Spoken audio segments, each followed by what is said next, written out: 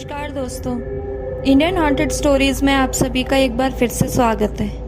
आज की कहानी एक सच्ची घटना पर आधारित है जो बहुत ही दिलचस्प है। कहानी पूरी जानने के लिए मेरी वीडियो के साथ लास्ट तक बने रहिए और मेरे चैनल को सब्सक्राइब करना ना भूलें।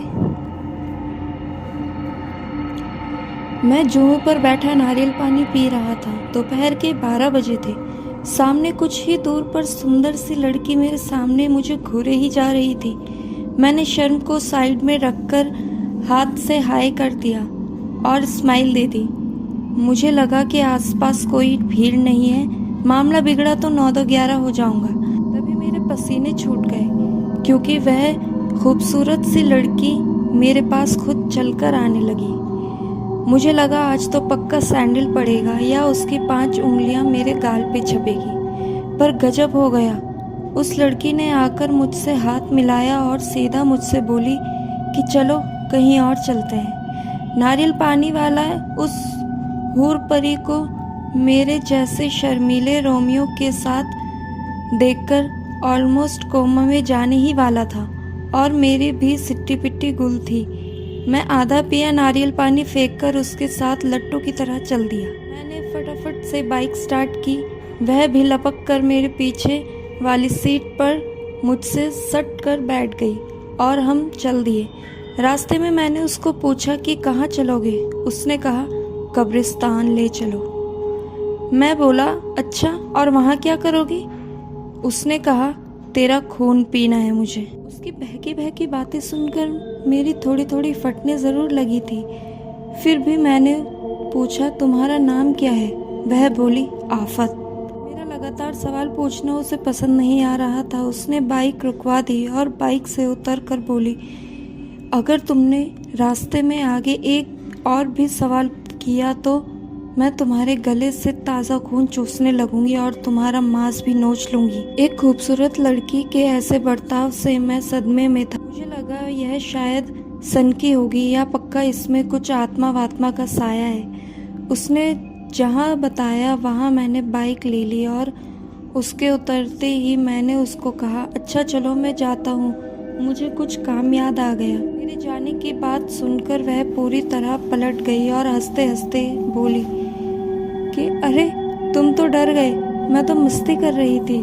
आओ अंदर आओ, यहाँ अंदर सिर्फ मेरे फादर की कब्र है, मुझे थोड़ा समय बिताना है, फिर चले जाएंगे। तुम मुझे वापस जुहू छोड़ देना और फिर वहाँ से चले जाना। अब इमोशनल टच देकर उसने कवर तो कर लिया पर मेरी पूरी तरह हालत पतली हो गई थी। हिम्मत करके मैं उसके साथ कब्रिस्तान में घुस ही गया। कब्रिस्तान के अंदर अजीब सा सन्नाटा था। मैं कांपने और गिड़गिड़ाने लगा पर वह मेरे सामने से नहीं हटी। उसने अजीब आवाज़ में कहा कि बहुत जवानी चढ़ी है ना, आज तेरी सारी गर्मी उतारूंगी मैं, नालायक। मैं साइड से भागने लगा तो उसने मेरी टांग पकड़ ली और मुझे ज़मीन पर गिरा दिया। फिर उसने मुझे ऐसी जगह मुक्का मारा कि मैं बता भी नहीं सकता। मुझे मुक्के का दर्द कम हुआ तो वह एक जोरदार झटका लगा, जैसे किसी ने मुझे बिजली के नंगे तार पर खड़ा कर दिया हो। उसके बाद मैं पागलों की तरह चिल्लाने लगा और बेहोश हो गया। जब होश में आया तो खुद को कब्रिस्तान में नहीं, जुहू चौपाटी की रेत पर पड़ा पाया और मेरी बाइक भी वहीं थी।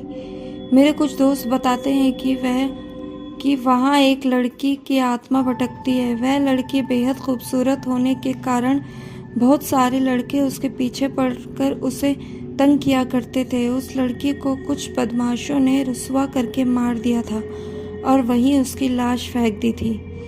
तब से उसकी आत्मा यहाँ आने जाने वाले मनचले लड़कों को बाइक से रुकवाकर उनको प्रताड़ित करती है।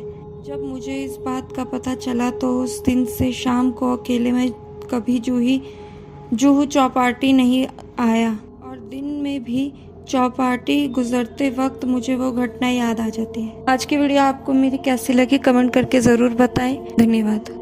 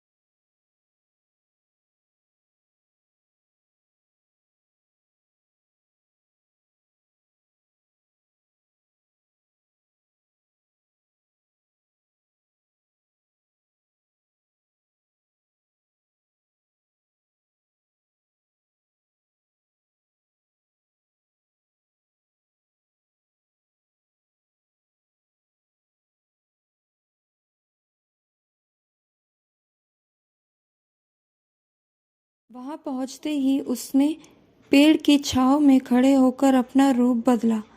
उस लड़की ने अपने बाल बिखरा के खोल डाले और दुपट्टा पेड़ की डाल पर लटका दिया और उसी पेड़ पर उल्टी लटक गई और डायनो की तरह हंसने लगी। मैं तो पगला गया और इधर उधर गेट की ओर भागा। गेट पर पहुंचा तो देखा वह लड़की बिखरे बाल और लाल आंखों के साथ मेरे सामने खड़ी थी।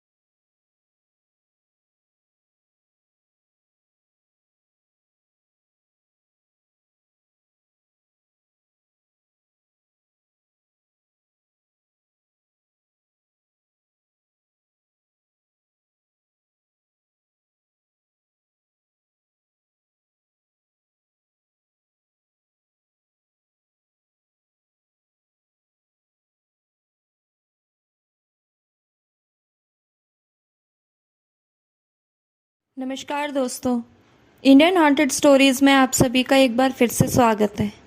आज की कहानी एक सच्ची घटना पर आधारित है जो बहुत ही दिलचस्प है। कहानी पूरी जानने के लिए मेरी वीडियो के साथ लास्ट तक बने रहिए और मेरे चैनल को सब्सक्राइब करना ना भूलें।